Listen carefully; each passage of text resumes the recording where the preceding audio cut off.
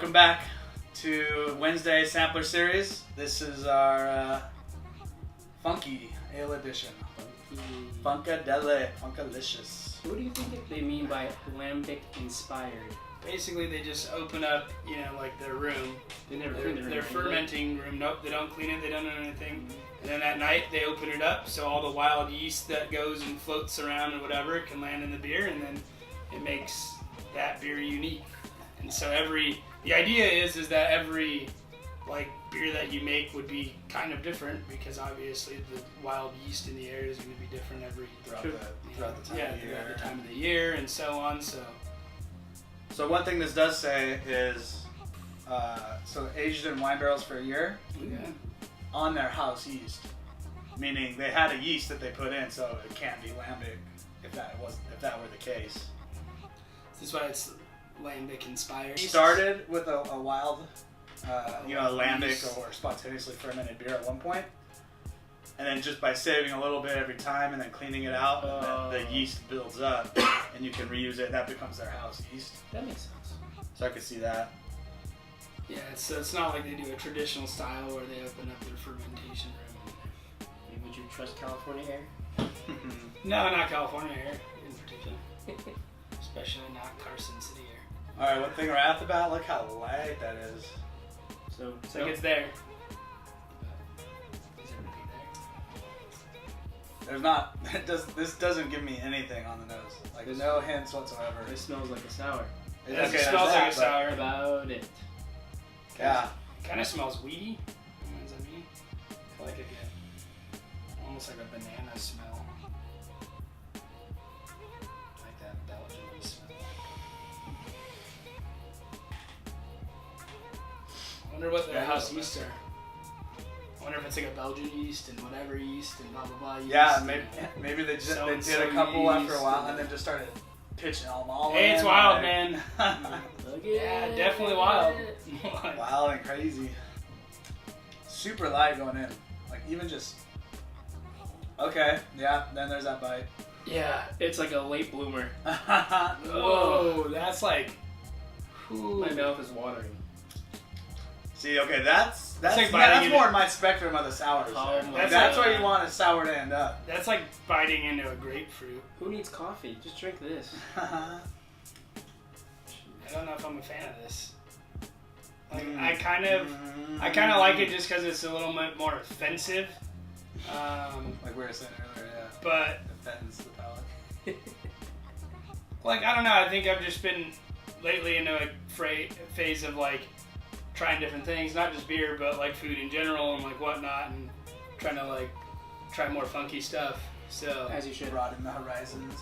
Like, I think, right? And I mean, I already ate really kind of normal stuff, I guess, but normal funky stuff.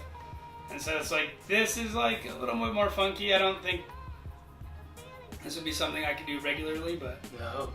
It's like biting into a grapefruit. Like, you know, I don't know. Some people do that in the morning and they eat grapefruit and with a little bit of sugar and whatnot. And then more power to them. This is tart and whew, kind of like a. I don't know, man. I'm tired this one. I'm with you though. It does start out like, okay, fuck your palate. Totally unassuming. It's like a Honda Civic, but then it has nitrous built into the car. It's a sleeper. So, like, okay, I still think this is kind of light on my sour spectrum. Like, alcohol-wise? Yes. No, like the tartness, sourness, like funkiness-wise. So you're saying you've had more sour? Yes, like this is like middle ground. This is where I think the conversation needs to start around sours. Is right around here. No, I'll go back to the nice. And then you go higher from there. So I'm really curious what you guys would rate this beer, especially if there's any that's a 1 and like want to give it to me.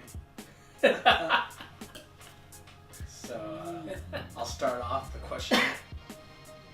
I think if I were to rate this beer, no, I'd probably do. I'm probably realistically at like a 2 or a 3 with this.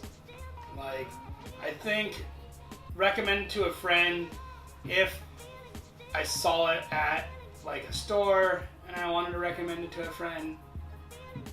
But I think like showing someone this beer and then having them go out and purchase it themselves would be a little harder. And so for that reason, I'm a 2. You know, I'm gonna try it if a friend had it. I think I would recommend this to a friend if another friend brought this to the same party. But like in terms of go out and make them purchase this, no, that's not. Yeah. You will buy this. Right. I would rate this a 2 as well. I tried, a friend had it, and they, hey man, that was pretty good for you. Right, yeah. Thank you for sharing this. Yeah. Good. Bob? So I feel like sours are hard to go off of this scale just because it is hard to recommend. Like you need a select group of friends to be able to recommend 2. Which we do have those friends. So it's not that we can't recommend these to people.